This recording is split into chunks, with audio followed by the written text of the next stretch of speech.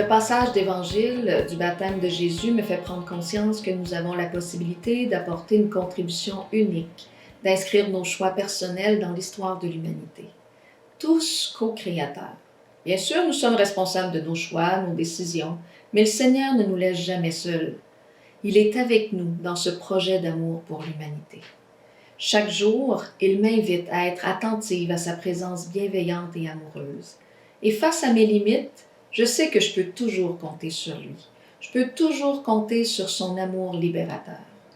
Tu es ma fille bien-aimée, tu es mon fils bien-aimé. En toi, je trouve toute ma joie. N'est-ce pas là le plus merveilleux des cadeaux? Par mon baptême, le Seigneur m'invite à mettre mes talents, mes forces, mes désirs, mes projets au service de son grand projet d'amour pour l'humanité. Il m'appelle à réaliser mes rêves d'une manière nouvelle et authentique, avec lui pour partager son projet d'amour, de justice et de paix. Par son baptême, Roxane a été plongée dans l'amour immense de Dieu. Elle nous partage quelque chose de cet espace sacré, une présence qui lui est donnée de sentir et de goûter, une relation d'intimité qui se construit toujours un peu plus chaque jour. Je m'appelle Roxane Bertrand, j'ai 17 ans et j'ai demandé le baptême à l'âge de 5 ans. Tout ça a commencé à l'école lorsque mon enseignante a demandé aux élèves qui était baptisé. Tout le monde a levé leurs mains, puis moi je me suis rendu compte que en fait j'en avais aucune idée. Donc le soir, j'ai demandé à mon père si j'avais été baptisée. Il m'a dit que non, mais que c'était tout simplement parce qu'il voulait me laisser le choix de le faire ou pas. Donc c'est à partir de ce moment-là que je me suis mis à me poser un peu plus de questions. Le temps a passé, j'ai continué à aller à la messe avec ma famille comme on le faisait toujours. J'étais quand même impliquée dans ma communauté à ce niveau-là. Donc pour moi, c'était déjà naturel. Je voyais presque pas de différence. Je me disais pourquoi, qu'est-ce que ça me donnerait plus d'être baptisée? Je me souviens que quand j'allais prendre la communion, je comprenais pas pourquoi il fallait que je sois comme ça puis que je pouvais pas l'avoir. Qu'est-ce que ça donne de plus d'être baptisée pour avoir l'Eucharistie? Donc, j'avais 7 ans lorsque je me suis fait baptiser à la Vigile pascale. Avant mon baptême, il y avait un petit peu de préparation et beaucoup d'attente. J'ai fait de la catéchèse un petit peu, j'ai continué à aller à la messe avec ma famille, puis j'ai pu grandir dans ça aussi beaucoup. J'ai vraiment beaucoup appris dans ma famille. Donc, je me souviens, j'avais tellement hâte à mon baptême que sur mon mur, on avait fait un petit calendrier. Puis le petit bonhomme, il traversait chaque étape à chaque jour pour se rapprocher de plus en plus du baptême. Le jour de mon baptême, c'était comme une fête à la maison. Toute ma famille était venue de l'extérieur me voir. On était tous vraiment impatients. Je me souviens que mon baptême était à 8 h le soir. Il fallait que je fasse une sieste. Impossible. J'ai pas dormi là. J'avais bien trop hâte.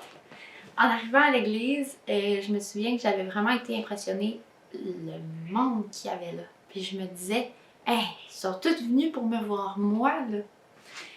Donc ça c'était assez drôle. Je me souviens aussi, c'était à la Vigile pascale. Donc il y a l'abbé Jacques qui m'a fait monter en avant pour voir quand tout est noir puis que les petites bougies s'allument puis la lumière prend le dessus sur la noirceur. Ça, c'était vraiment impressionnant à voir de loin. Puis je me souviens que c'était vraiment un moment qui est resté là. L'abbé Jacques, je le connaissais déjà parce qu'il était venu à la maison me rencontrer déjà. Je me rappelle qu'il m'avait fait l'image d'un cadeau. Puis il m'avait dit que lors du baptême, c'est comme recevoir un cadeau de Dieu, puis pouvoir commencer à le déballer un petit peu chaque jour après le baptême. Puis on y découvrait plein de choses que la vie va nous apporter. Donc ça m'a vraiment rendue à l'aise de déjà connaître Jacques.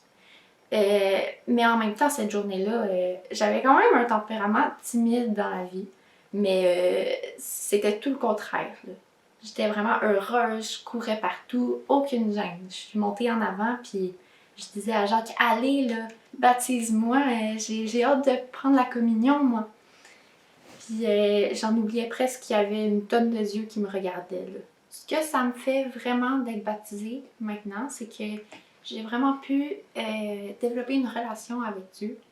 Ce qui fait en sorte que quand j'ai des moments un peu plus tristes, difficiles ou même heureux, je peux me retourner vers lui pour lui partager tout ça. Puis je sais qu'il est là pour m'écouter. Quand je me sens submergée, je peux ressentir sa bienveillance, son calme qui vient me dire de continuer à persévérer, puis que je vais passer à travers tout ça. Je me sens aussi maintenant plus à l'aise de partager mon expérience avec mes proches pour vraiment les aider à comprendre la richesse d'être baptisé. Aussi, je trouve ça vraiment très important, le sentiment d'appartenance qui m'habite maintenant.